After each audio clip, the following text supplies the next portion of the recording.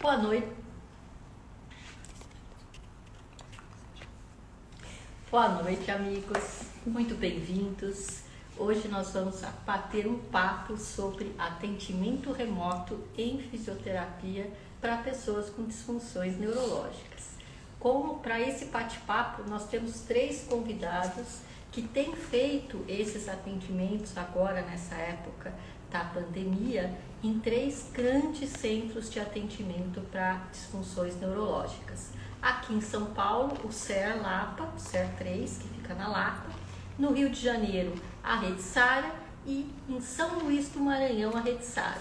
Eu espero que a gente consiga ajudá-los, então, a entender um pouco quais são os desafios a serem vencidos para a gente conseguir oferecer esse tipo de atendimento nessa época de distanciamento social, que vocês possam nos enviar a sua pergunta e que a gente possa, então, bater um papo descontraído nesse assunto tão desafiador que é atendimento remoto. Eu já estou aqui com a minha cadeira, já escolhi aqui a minha bebida, que vai ser água mesmo, porque eu já falo demais. Então, se for álcool, a coisa vai ficar incontrolável. Então, minha bebida vai ser água mesmo, tá certo? E estamos aqui esperando, então, os nossos convidados. Eu estou aqui com a assistência técnica das filhotas, tentando, então, fazer a nossa assessoria técnica para poder receber os nossos convidados. Já temos nossos convidados? Não. Bom, então vamos começar, enquanto a gente está tentando conectar aqui os nossos convidados, vamos tentar falar um pouquinho sobre esse desafio. Recentemente, na verdade no dia 1º de setembro, saiu um artigo que eu achei muito interessante, inclusive, falando um pouco sobre como nós falhamos, porque na verdade essa chamada para o atendimento remoto, essa chamada para a telemedicina, era uma chamada que estava sendo feita já há alguns anos, né? A gente já tinha alguns artigos falando sobre isso, a gente já tinha algumas iniciativas em alguns países. A Flávia está aqui. Ah, a Flávia. Boa noite, Flávia. Foi? Tô aguardando. Bom, todos nós estamos aprendendo não só o atendimento remoto, como também a bater um papo remotamente, tá certo? Então, considerem isso parte da aprendizagem. Nós estamos aqui aprendendo também a bater papo de forma remota. Mas como eu estava falando, eu achei muito interessante esse artigo porque ele chama atenção para o fato que nós falhamos, quer dizer, nós falhamos não incorporando essas ferramentas como forma, como uma estratégia terapêutica há muitos anos. Quer dizer, de alguma forma, isso representa uma dificuldade que nós tínhamos com o novo, acho que uma dificuldade que nós tínhamos de aceitar esse distanciamento físico com o paciente, o fato da gente não conseguir ter o contato físico para um fisioterapeuta é muito angustiante do ponto de vista de avaliação, você não poder colocar a mão sobre o seu paciente é angustiante. Do ponto de vista de intervenção, isso também é angustiante. Como garantir a segurança desse paciente, como avaliar o resultado do atendimento que você estava fazendo.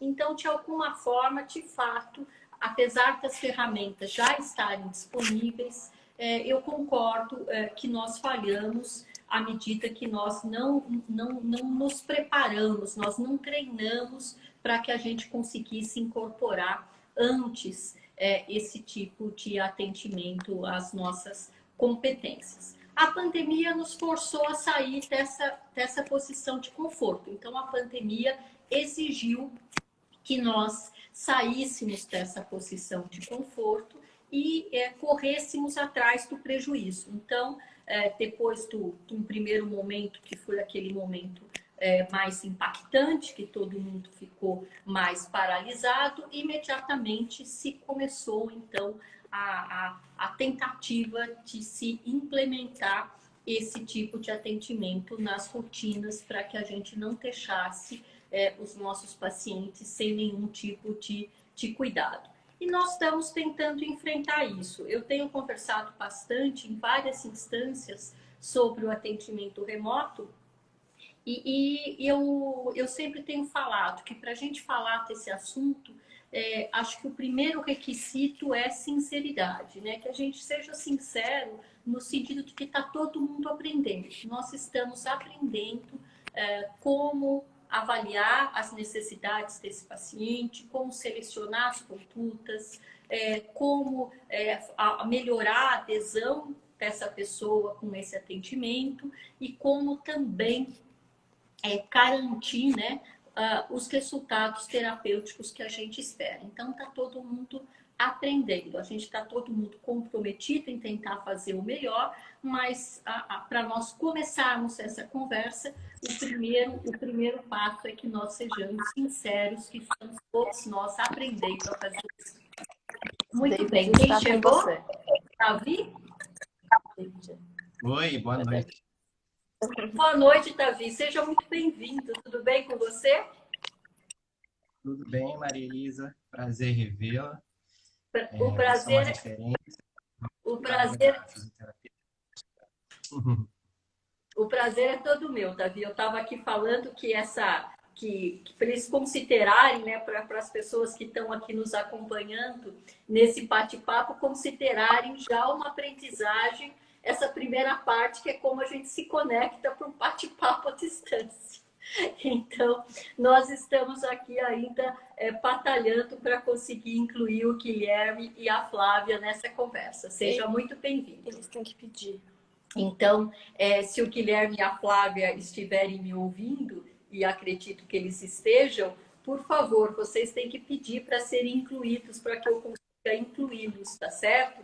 Então, por favor, peçam para entrar aqui nessa conversa para que a gente possa incluí-los, que nós não estamos conseguindo fazer isso sem que vocês nos peçam para serem incluídos aqui nesse bate-papo. Mas, Davi, conte para nós um pouquinho, como você foi o primeiro a chegar nesse bate-papo, conte para nós um pouquinho sobre qual foi o primeiro desafio quando, passado aquele susto inicial, a sua instituição propôs que vocês começassem o atendimento remoto. Qual foi o primeiro desafio a ser vencido? Então, Maria Elisa, eu diria que o primeiro desafio ele ainda está em voga, né? É o desafio do aprendizado mesmo, como você acabou de colocar perfeitamente. A gente está numa curva de aprendizado, e quando eu falo a gente, não só a instituição, mas eu acho que é toda a nossa categoria como um todo, né? E na área da fisioterapia funcional, esse desafio ele é maior, porque a gente lida com um público com características peculiares, né? Pessoas com dificuldades de mobilidade, de locomoção, redução da participação, né, nas atividades. Então, eu diria que o primeiro desafio que a gente teve lá no início, né, foi como fazer. Como é que a gente vai conseguir fazer uma cobertura desses pacientes que estavam todos em casa, em isolamento, né, numa situação de fragilidade, já são pacientes frágeis, né, do ponto de vista funcional, físico. Então, a equipe precisou sentar e conversar e estudar o que a gente vai fazer, o que hoje a literatura mostra que funciona, como que é esse funcionamento de teleatendimento, de telefisioterapia, de telehealth no mundo, né? Então, você falou, a gente estava um pouquinho atrasado e eu acho que essa pandemia ajudou a gente a evoluir anos, né? Em todos os sentidos. Então, depois da equipe tentar entender como que a gente poderia fazer uma abordagem desses pacientes através de estudo, da leitura de artigos e da troca dentro da instituição, porque a gente começou a conversar com colegas de outras unidades, né? Como é que está sendo feito em Fortaleza, como é que está sendo feito em Brasília, a formação de grupos no WhatsApp para trocar de ideias, de teleconferências. Então, a gente precisa arregaçar as mangas e começar a ligar para esses pacientes. Então, o primeiro desafio foi como fazer. O segundo desafio foi, a partir do momento que a gente tentou identificar como, através de ligação de telefone, começamos a fazer o acolhimento desses pacientes. Eram pacientes que estavam numa situação de muita angústia, de muita ansiedade, sem saber, como todos nós, sem saber o que estava acontecendo. E são pacientes com muitas comorbidades, né? E as comorbidades, até hoje, sabe-se que elas são um fator de risco maior para esses pacientes. Então, isso ajudou muito no acolhimento, na sensação de que eles estavam sendo olhados de alguma forma. A partir do momento em que essa barreira da angústia, da ansiedade deles e nossa foi vencida, a gente precisou fazer. Como fazer isso? Quais instrumentos? Quais ferramentas a gente usa? E aí fomos para a área tecnológica. WhatsApp, Google Class, como que a gente vai criar esse contato com os pacientes? Então, a gente começou a ligar e a partir do momento em que os pacientes foram super receptivos ao nosso contato, né? Eles se sentiram acolhidos e eles sentiram a necessidade de dar seguimento aos seus tratamentos de fisioterapia, de reabilitação. A gente falou, como a gente vai fazer agora? E aí a gente começou a avaliar quais as ferramentas e os instrumentos, né? A gente começou a usar muito atendimentos por WhatsApp, né? Por chamadas de vídeo. E aí foi uma outra barreira que a gente começou a encontrar, que foi a da conectividade, o Wi-Fi dos pacientes. Muitos não têm, porque são pacientes em situações socioeconômicas precárias, difíceis. Então, muitos, os dados do telefone, né, o pacote de internet é um pacote, às vezes, de pré-pago. Então, assim, como lidar com essas dificuldades, né? A outra dificuldade após essa, então, assim, você vê que a curva é um processo de aprendizado. A cada passo que a gente dava, a gente tinha uma nova barreira a vencer. E é como eles... Pode falar. Só queria te interromper nesse passo aí do seu desafio, porque nós aqui, na nossa comunidade aqui, que envolve a comunidade USP, né, Complexo Faculdade de Medicina, Hospital das Clínicas, Hospital Universitário, uma das nossas barreiras é que nós descobrimos que cerca de 25% das pessoas só tinha telefone fixo, ou seja, a gente não conseguiria nem ter o contato visual, a gente só que conseguiria ter o contato de voz mesmo, né? Vocês também encontraram esse problema? Vocês também encontraram pacientes que vocês não tinham acesso visual? Isso é um problema recorrente. Por conta da própria questão socioeconômica, né, do público que a gente atende, essa questão do contato só por telefone foi muito comum.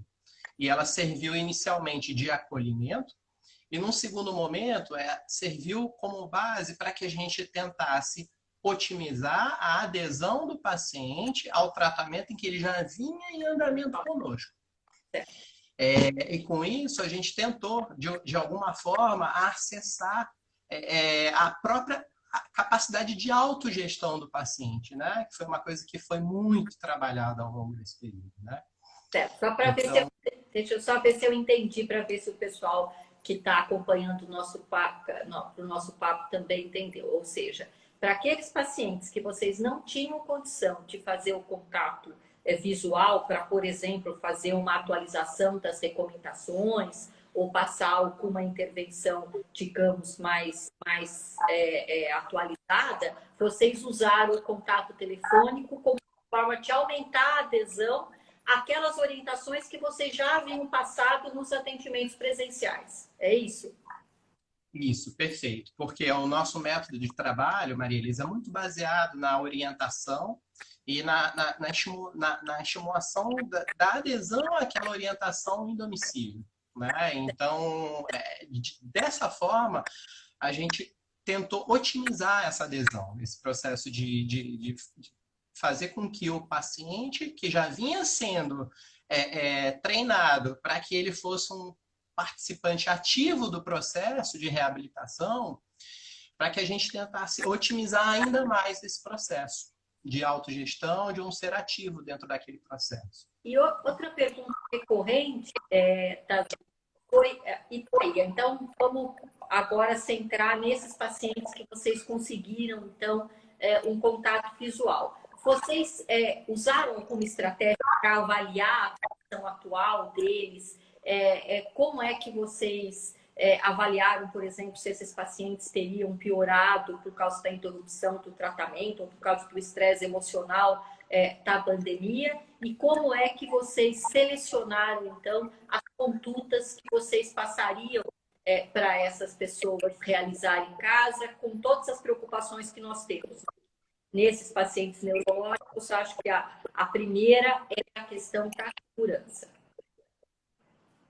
A primeira conduta que a gente teve para avaliar como é que estava a condição funcional do paciente, como é que estava o nível de participação nas tarefas do dia a dia, foi mais uma avaliação funcional qualitativa, né? A observação de como estava a mobilidade no leito, de como estava a mobilidade nas mudanças de postura, nas transferências, de como estava o equilíbrio. E aí a gente até conseguiu usar alguns subitens de escalas que a gente já usa na nossa prática, né? Como escala de Berg, mini best test, o teste de sentar e levantar de 5 vezes.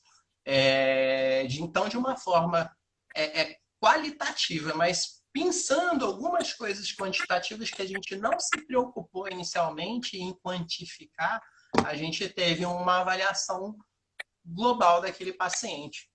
E o melhor, dentro do ambiente que ele está inserido, né? Eu acho que essa foi uma grande vantagem.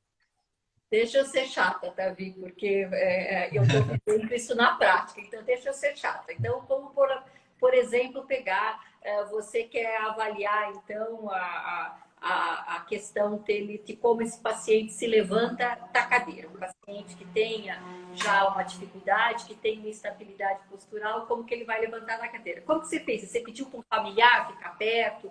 Você pediu, quer dizer, quem um fica perto, o outro segura o telefone? Porque, na verdade, são essas coisas práticas que a gente descobre quando a gente está fazendo, né? Eu tenho um familiar só, mas tem que um segurar um telefone e o outro ficar perto do paciente, porque eu também tenho medo que esse paciente desequilibre quando levantar. Então, eu tô compartilhando porque são o que os meus alunos me trazem. Falam assim, não, professora, como que vai fazer? Tem uma pessoa só e tem um seguro celular e quem que fica tanto apoio para o paciente? Vocês passaram por isso também? Como que vocês trabalharam essa questão aí de operacionalizar isso?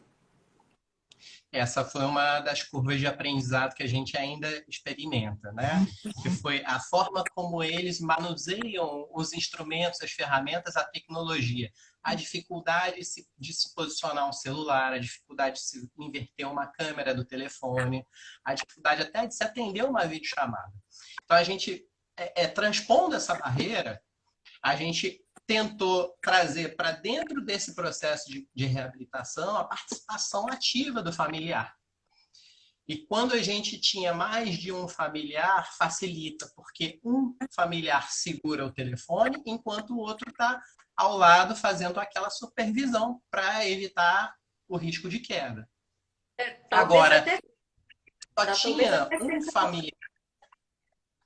Talvez até seja uma oportunidade, né, Davi, para melhorar a divisão de tarefas, envolver mais parceiros de cuidado, né? Porque isso a gente observou também durante a pandemia, as famílias ficando mais tempo em casa, a gente oportunizou que mais membros da família começassem a participar do cuidado. Vocês observaram isso também?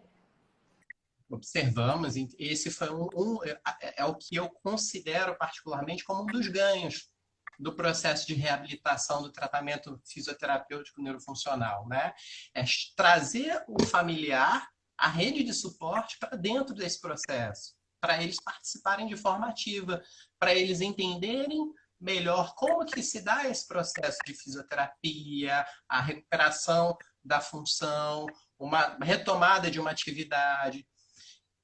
De forma prática, Maria Elisa, quando a gente via um risco de queda, a gente sempre pedia para que o telefone fosse fixado para que o familiar ficasse exclusivamente disponível ali ao lado do paciente. Só que a gente já conhece um pouco aquele paciente, a gente tem domínio, só que e aquele paciente que ainda não tinha sido abordado, avaliado, ou é que ainda não tinha iniciado o programa de fisioterapia? Esse foi um outro desafio. Eu vou dar uma dica aqui, que foi parte da nossa curva de aprendizagem, como você está falando, Davi. Você sabe que nós descobrimos que a Bíblia é uma coisa que muitos pacientes nossos têm em casa, né?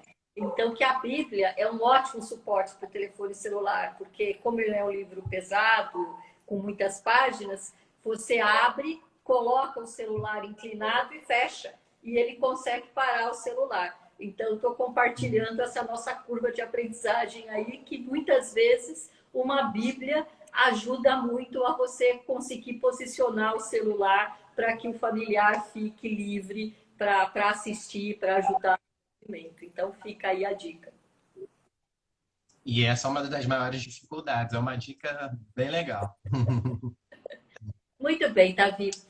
A gente não vai conseguir conectar todo mundo ao mesmo tempo, pelo menos a minha assistência técnica aqui já está me informando, que são as limitações aqui da tecnologia, e eu queria então que você deixasse aqui uma dica, um conselho para quem está começando a enfrentar esse desafio e que continue conosco aqui para ouvir então o Guilherme e a Flávia. Deixa aí a sua dica final então, para nós. Eu queria só, antes de dar essa dica, Marília, agradecer o convite, a Braskem, a você, a presidente GCL, tá? E falar que a Rede Sara, eu trouxe alguns dados só para a gente complementar. Até julho, de teleatendimentos da fisioterapia, foram 35 mil atendimentos. Aqui na unidade de Rio, até agosto, foram 7.500 teleatendimentos de fisioterapia. Então, assim, eu acho que dentro da possibilidade, a gente conseguiu fazer um atendimento qualificado. E o que eu hoje recomendaria primeiro, ter domínio das ferramentas, dos instrumentos que você vai utilizar, tentar contextualizar o que é viável para a realidade daquele paciente que você está atendendo, desde aquele que aqui no Rio mora no Leblon até aquele que mora na Cidade de Deus. A ferramenta vai ser diferente, o tempo de aprendizado com aquele paciente vai ser diferente, porque alguns já têm um domínio total e amplo daquela ferramenta, outros nunca fizeram uma videochamada.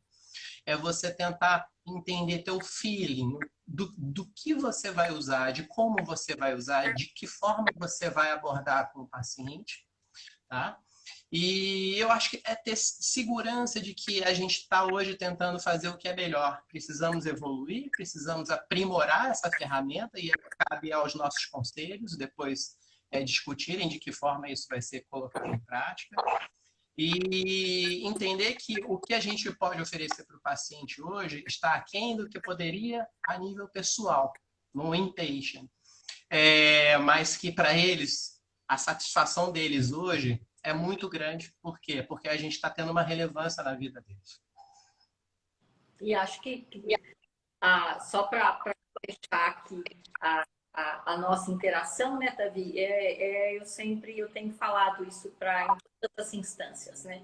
É conseguir ver tudo isso como uma oportunidade de crescimento para os dois lados, né? Quer dizer, você como terapeuta está crescendo porque você está saindo da zona de conforto e está aprendendo uma coisa nova, então é um crescimento para nós. E como você mesmo falou, também é um crescimento para o outro, né? Porque o outro também está tendo que construir uma autonomia, você também está tendo que construir uma outra rede de apoio que tem um papel muito mais participativo, você está inserido dentro da casa dele, então isso também é uma oportunidade para que ele também consiga mostrar um pouco melhor quais são os valores, quais são as questões dele. Então, que a gente consiga ver tudo isso como uma oportunidade de crescimento para os dois lados, né? A gente não fique preso só nas perdas, mas que a gente consiga se sensibilizar para os ganhos. Davi, Um enorme abraço para você. Eu espero em breve poder estar aí na Rede Sara junto com vocês, conhecendo melhor o trabalho de vocês, que vocês sabem que eu sou uma grande fã, eu admiro muito o trabalho de vocês. Eu espero que a gente possa estar junto em breve, tá certo? Então, fique conosco agora, Tavi, que nós vamos ouvir agora, então, a Flávia. A Flávia. Os dois pedir primeiro.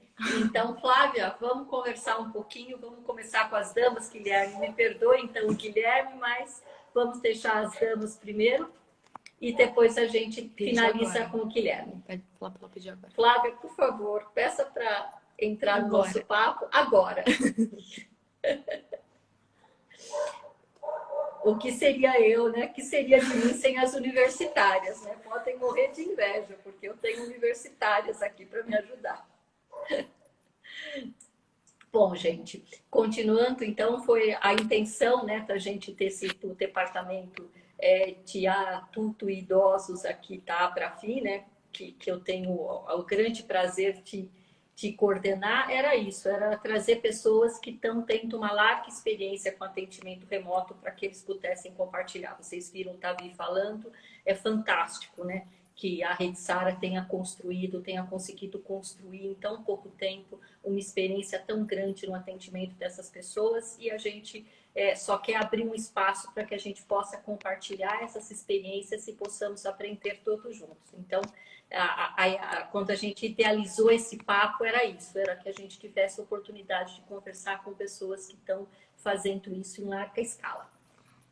Já temos a Flávia? Não, então, às vezes o Instagram trava e depois de uma pessoa convidada, ele não permite adicionar outra, que é o que está acontecendo. Eu acho que eu vou ter que encerrar e começar logo em seguida outra, só para conseguir chamar a Flávia, pode ser? Bom, não sei. Estamos aqui, como o Tavi falou, tem uns mais experientes com as ferramentas, outros menos experientes com as ferramentas. Nós estamos aqui tentando ver aqui as ferramentas. Agradeço imensamente aqui, eu vou aproveitar, enquanto a Camila tenta resolver aqui os problemas técnicos, tem 50 mil mensagens aqui, eu agradeço imensamente todas as mensagens. Aqui Lorena desesperada falando para mim que eu tenho que chamar um de cada vez, ok, Lorena, já aprendemos essa parte.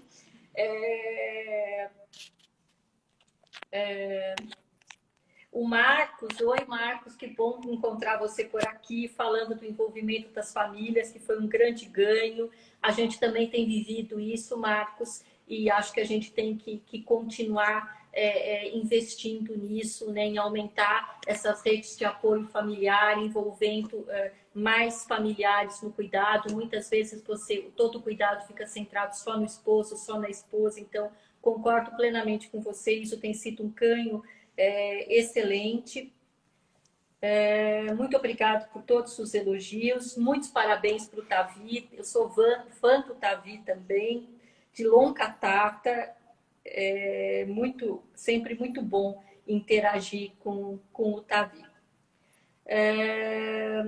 Nossos alunos aqui, né, o Josemar, eu também espero que os nossos alunos estejam assistindo e estejam diminuindo um pouquinho as suas ansiedades, porque eles nos bombardeiam com perguntas que nós não sabemos responder. Então, muitas vezes eles perguntam coisas que eu falo, pô, vamos pensar junto, porque eu também não tenho resposta para isso. Então, eu também espero que todos eles estejam conseguindo aprender com isso.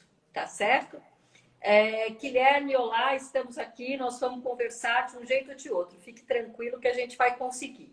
Tá certo? E aí, qual é o diagnóstico? Qual é o nosso prognóstico? Que eu vou ter que encerrar e começar outro dia. Então, o nosso prognóstico aqui, gente, é que a gente vai ter que fazer um intervalinho de 1 minuto, corrida para o banheiro, para vocês encherem novamente os seus copos, tá certo? Para a nossa segunda etapa, então, com a Flávia falando da experiência dela com atendimento remoto no SER aqui Italapa, tá certo? Então, minutinho só, enchem os seus copos e que nós vamos estar de volta em 1 minutinho, tá certo?